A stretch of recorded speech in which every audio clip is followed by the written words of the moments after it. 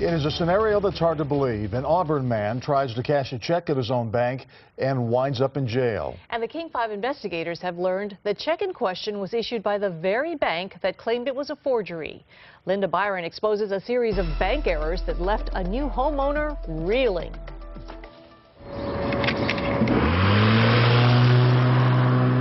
I was really excited. For the first time, I actually got to buy a lawnmower and mow my lawn and everything. Buying his own home was a big accomplishment for construction worker Ikena Njoku. He's only 28 years old. Njoku qualified for the first-time home buyer rebate on his tax return. It was really important. I mean, I had a vehicle that I was looking on paying off. It wasn't just any vehicle. I had a 2001 Infiniti i30 silver. It was just like my favorite car. Njoku signed up to have the rebate deposited directly into his Chase bank account. But when the IRS rebate arrived, there was a problem. Chase had closed his account because of overdrawn checks in the past. The bank deducted $600 to cover what he owed them and mailed him a cashier's check for the difference, $8,463.21. When Njoku came here to cash the check at the Chase branch near his home, he was in for a nasty surprise. The check had his name and address right on it and was issued by J.P. Morgan Chase. But the customer banker who handles large checks at the Auburn branch was immediately suspicious. I was embarrassed. I mean, she asked me what I did for a living, and asked me where I got the check from. And looked at me up and down like, oh, you just bought a house in Auburn, really? It's like she didn't believe that. The banker says the check looked fake, so she took it, along with Njoku's driver's license and credit card, and called bank support. Njoku says after about 15 minutes, he got impatient and told Chase he was leaving to do an important errand. By the time I got back, the branch was closed. Njoku says he called customer service and was advised to go back the next day to get his money. But when he arrived, it wasn't his money that was waiting for him.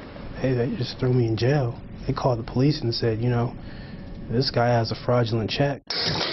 Auburn police arrested Njoku for forgery, a felony crime. I was just like, whoa, you're making a mistake, You're making a big mistake. Don't take me to jail, I got work tomorrow. I can't afford to miss work. Njoku was taken to jail on Thursday, June 24th.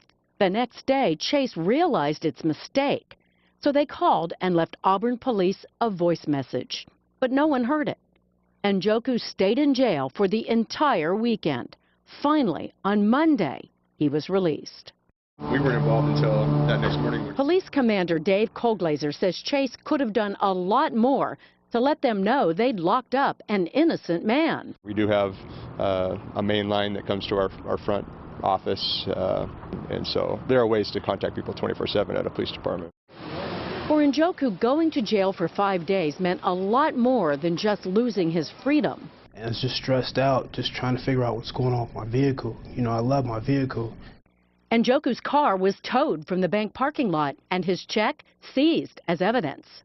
And my car got sold in auction. It got auctioned off, and my car got sold. Because you didn't have the money to get it out? Because I didn't have the money to get it out. I lost my job as well.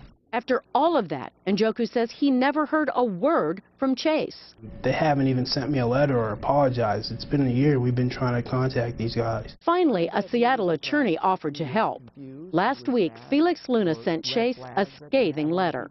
It's one thing to make a mistake. It's one thing to make multiple errors of judgment like Chase has made. And then once you realize that your error has caused such a harm to somebody else, to just ignore it for a year, I think he deserved better. Njoku says he's happy he bought his house, but sad his experience with Chase was so humiliating. They treated me like I was a criminal. He's just trying to cash a Chase check. At a Chase bank? At a Chase bank. Linda Byron, King 5 News. We tried for a week to find out if Chase planned to do anything to help Njoku.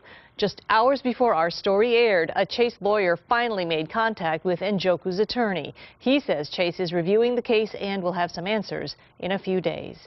If you have a tip for the King 5 investigators, give them a call, 1-888-K5-STORY, or send them an email, investigators@king5.com.